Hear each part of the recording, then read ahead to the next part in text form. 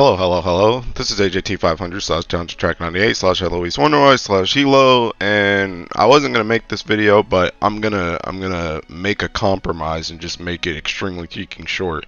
And I'm not gonna go over all these weapons. I'm just gonna go over ones that actually kind of matter, right? So pretty much this video is going to be talking about the superlative weapons again, because we got another ticket and it has been like almost a year since we got the last one, and there's been a few updates to some grids where people are using different stuff now, so I'm going to talk about them a bit.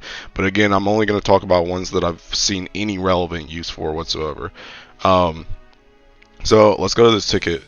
First one that we're going to look at is Excalibur. Excalibur, honestly, this weapon, I have them up on the wiki too.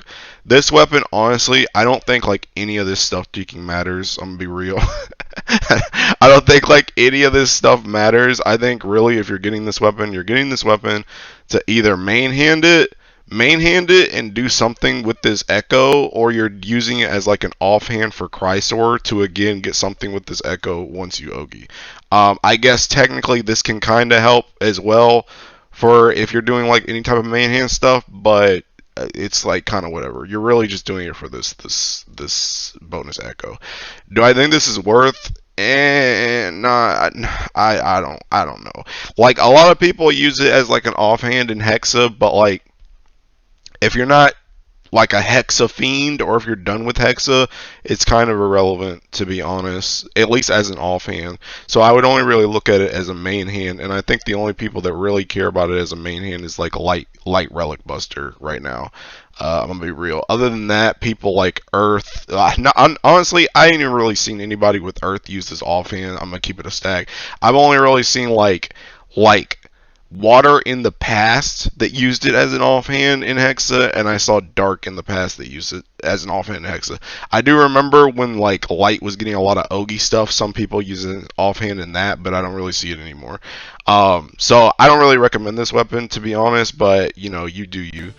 Okay, I'm skipping Herc because irrelevant. I'm skipping Gaybulg, irrelevant. Damascus Knife, though. Hey, yo, Damascus Knife. Now, you may remember I got this as kind of a meme during the anniversary, but unironically, I've gotten some use out of this joint. I've gotten some use out of this joint.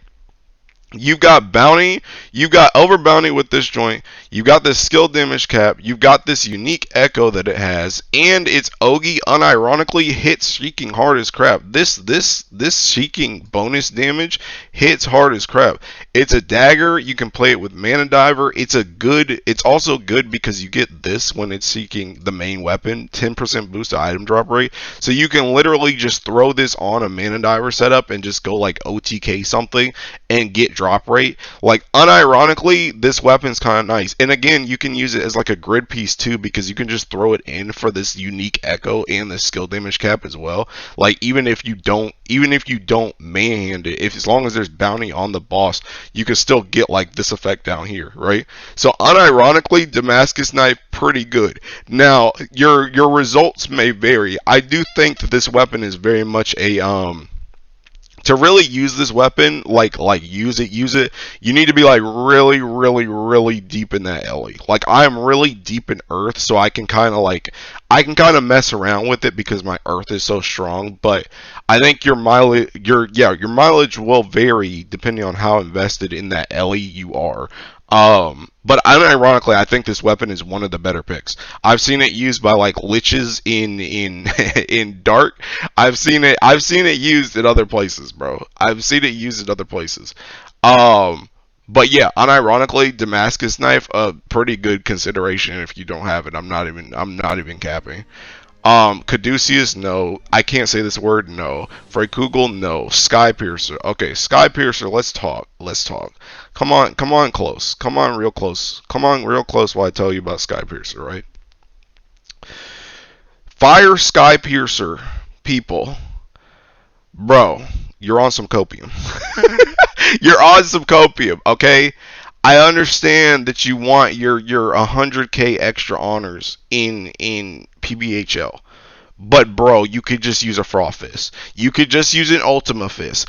I'ma be real. If you aren't a fire player like that, if you ain't a fire player like that, if you're not farming bars 24/7, 365 all day, every day, if you're not doing that, do not get a Fire Skypiercer. It is not needed. It is not needed. Everybody say, get Fire Skypiercer, get Fire Skypiercer. Bro, Fire Skypiercer is just as overrated as Seeking Fire Wandus is, bro.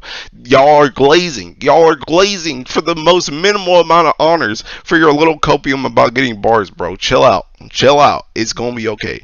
If you're not that invested in fire, bro, if you're not that invested in fire like that, if you are not 100% all the time bar farmer, don't get Teaking Fire Skypiercer. It's whatever, bro.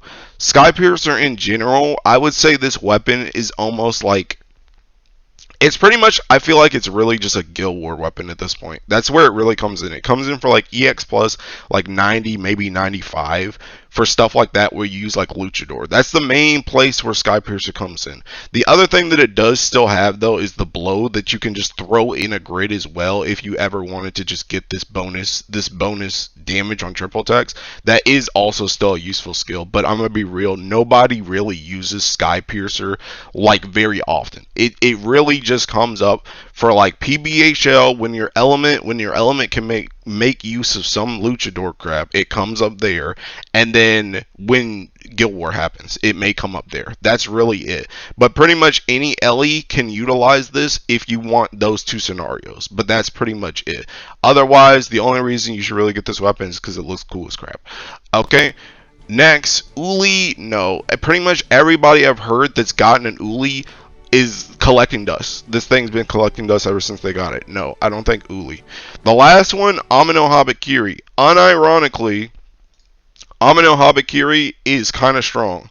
And it's kind of strong. The reason why is because it's a good, it's like a decent grid piece. A lot of people are starting to flock to getting this in light and water specifically because it has this medium boost to attack and crit rate, but the other thing is mostly this medium boost to weapon allies multi-attack rate. But the thing about it is this thing is Trium, and this Trium goes up to like 6% with you know this boost. I was checking it last night, but the thing about it is if you throw this into a double primal grid, this joint unironically goes up to like 30% TA by itself.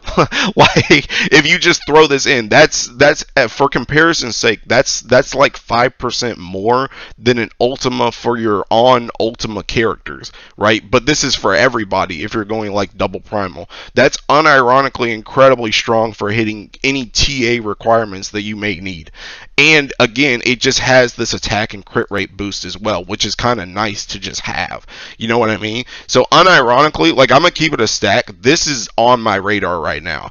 If Yatima doesn't make me a water main, if Yatima doesn't make me a water main and I pick up like Water Skypiercer or something for water, because I'm going water, I'm unironically probably going to pick up an Earth Ameno because I think this joint can unironically be used if I can find the grid space for it.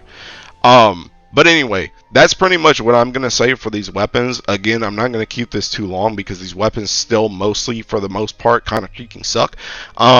So I'm just going to go over some, like I said, I'm just going to go over those changes that have happened in the last like year.